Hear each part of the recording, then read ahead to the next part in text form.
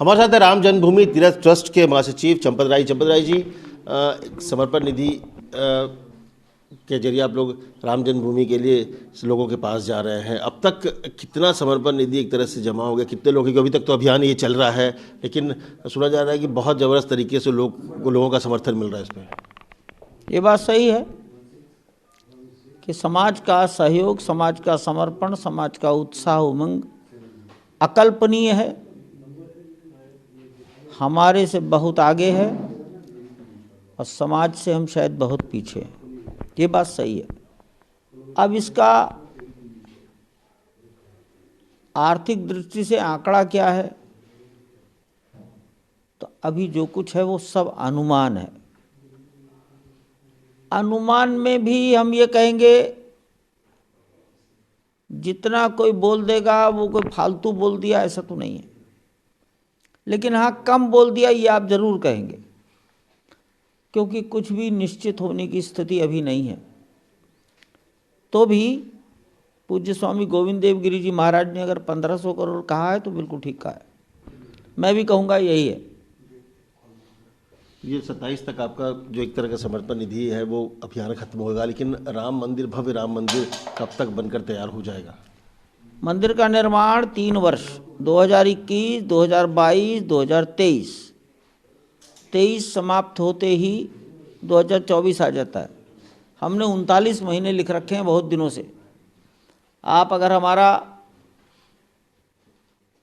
सितंबर महीने का कोई पत्र देख लें तो हमने 39 मंथ से लिख रखा है। देख लीजिए 39 मंथ कब आते हैं, जनवरी। 2024 के जनवरी फरवरी तक राम मंदिर बनकर हमने 39 मंथ लिखा, उसको गणना कर लीजिए। बस चुनाव से मत जोड़िए इसको। लेकिन इस तरह आप देश चुनाव आयुक्त से कहिए राम मंदिर बन रहा है, इस बार लोकसभा के चुनाव ना कराए जाए, अगले 5 साल बाद कराए जाए। नहीं, चुनाव तो होंगे ही, 2024 में होंगे, लेकिन उससे पहले राम मंदिर बन जाएगा। लेकिन इस तरह के अभियान में कई तरह की मुश्किलें भी आ रही है। यहाँ पर एक राम भक्त जो चंदा ले रहा था दिल्ली में, उसकी हत्या हो गई। ये पुलिस का काम है बताना कि हत्या क्यों हुई। मैं अभी इस पर कुछ नहीं कहना चाहता। बाधाएं आ रही हैं, अच्छे काम की बाधाएं होती ही हैं। जितना अच्छा काम होगा उतनी बड़ी बाधाएं आएंगी। देश को आज़ाद करने में कितनी बाधाएं आई, बड़े काम की बड़ी बाधाएं। बंगाल में भी देखा जा रहा है, वहाँ पर भी किस तरह से सहयोग मिल रहा है लोगों का, क्योंकि वहाँ पर स्थिति ऐसी थी कि पिछले गुजरे वहाँ के मुख्यमंत्री से लेके कई बार राम का नाम लेने पर, जय श्री राम के लेने पर लोग नाराज़ हो जाते हैं, झगड़े हो जाते हैं। कोई 2-4 घटना कहीं हो गई होंगी। सार्वजनिक जीवन में ये कोई ऐसी जनरलाइज बात नहीं है। बंगाल में भी समर्पण बहुत अच्छा है।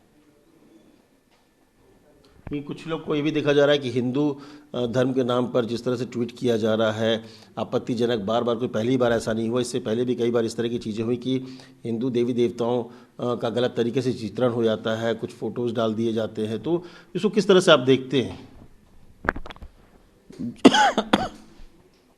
जो लोग कर रहे हैं उनके भी कोई ना कोई आइडियल्स जरूर होंगे, उनको ही समझाना चाहिए ये ठीक नहीं है। करने वाले को अगर कुछ करने की आज़ादी है तो ये आज़ादी सबको प्राप्त है। ऐसा ना हो अपनी आज़ादी का उपयोग करके कोई और ज़्यादा कर दे तो बाद में ये शिकायत होने लगे ये क्यों कर दिया। सहिष्णुता, शांति, सहनशीलता का दुरुपयोग नहीं होना चाहिए। सद्गुणों को विकृति भी माना गया है और सारे लोग एक जैसे नहीं होते हैं। समाज में ये चर्चा नहीं चलनी चाहिए तुमने ये क्यों कर दिया। इसलिए जो बड़े समझदार लोग अपने को मानते हैं उन लोगों को ही आगे आकर ऐसे कामों के बारे में बोलना चाहिए। हमें नहीं बोलना चाहिए, हमारे बोलने का नुकसान हो सकता है। लेकिन जिस तरह से लगातार अपमान हो रहा है तो आपको लगता है कि एक हर चीज़ की एक सीमा होती है? मैं यही कह रहा हूँ